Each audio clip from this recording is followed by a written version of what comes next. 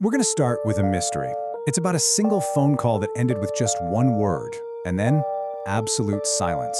But this story, as chilling as it is, well, it opens up a much bigger question about the stories we all hear and the thousands upon thousands we don't. Think about it. For 47 minutes, a family was on the phone with their son. They were listening to him walk through the pitch-black darkness, desperately trying to guide him home. That's 47 minutes of hope, of confusion, and you have to imagine just a growing sense of dread. And you really need to picture the setting here. This was not some city street with lights. This was the flat, incredibly disorienting farmland of southwestern Minnesota.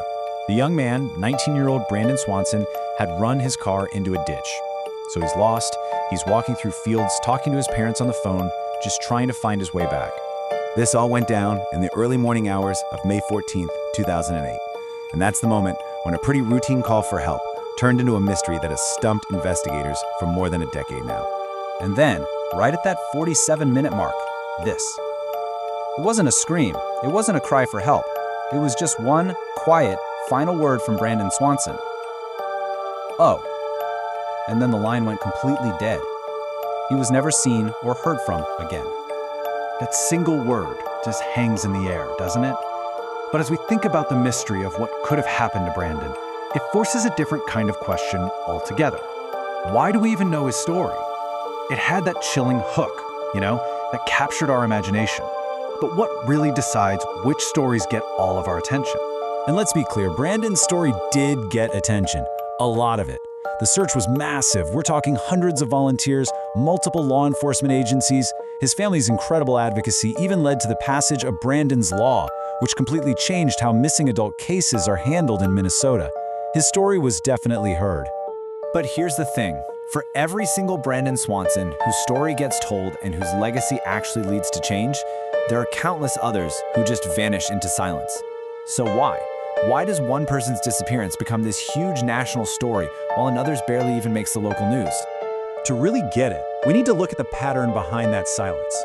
So let's compare Brandon's case with another one, a composite story that, unfortunately, represents so many of those who are forgotten.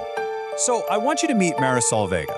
Now, she isn't one specific person, but her story is painfully real, pieced together from the details of so many similar overlooked cases. She was a hardworking mom, right? Working double shifts at a diner, coaching her daughter's soccer team. She was really the glue holding her whole community together. And then, one morning, poof, she was just gone. Now, just look at this timeline. It's a timeline of inaction. When Marisol's frantic family reported her missing, the first response they got was dismissal, a suggestion that, she probably just ran away. 4 critical days. 4 days were lost before a real search even began. And within 3 weeks, the investigation was pretty much over. I mean, this comparison just lays the disparity bare.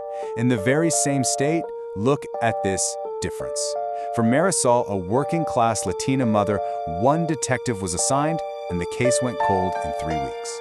For another case, one involving a wealthy white college student, more than 40 law enforcement personnel were deployed within 48 hours. The contrast isn't just in the media attention, it's in the actual resources, boots on the ground.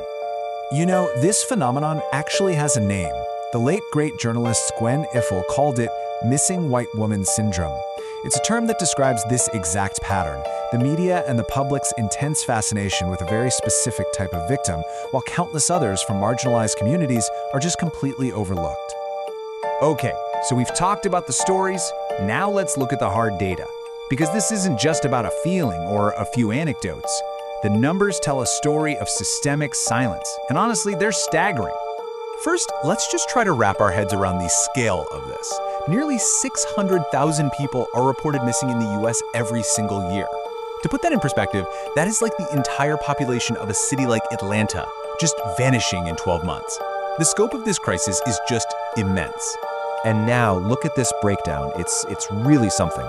Black women and girls make up a staggering 40% of all missing persons cases in the country. 40%! Yet their stories account for less than 7% of all media reports. So they disappear from the world, and then they disappear from the conversation too. And the disparity just keeps going. For Indigenous women, the crisis is even more acute. They are reported missing at a rate up to 10 times the national average. 10 times. And yet their cases rarely, if ever, get national media attention. It's basically an epidemic of violence being met with an epidemic of silence. So, after all of this, you have to ask, why does this all matter? Well, it matters because who we choose to remember, whose stories we choose to tell, that defines what we actually value as a society. And thankfully, there are people out there working hard to give a voice to the forgotten. I'm talking about groups like the Black and Missing Foundation, the Sovereign Bodies Institute, and Latina's Safe House. These are organizations doing the work that the headlines often won't. They are dedicated to finding the missing, to supporting the families, and to forcing these silent stories out into the light. When it all boils down, you have to remember that every single story you see in the news is a choice. An editor chose to cover it, a network chose to air it. Just understanding this bias, being aware of who is being left out of the narrative, that is the first and most powerful step that any of us can take to fight back against the silence. So, that leaves us with one final question. This isn't just about what the media decides to show you, it's also about what you choose to see. The next time a big story breaks, think for a second about the stories that aren't being told. Whose story will you look for next?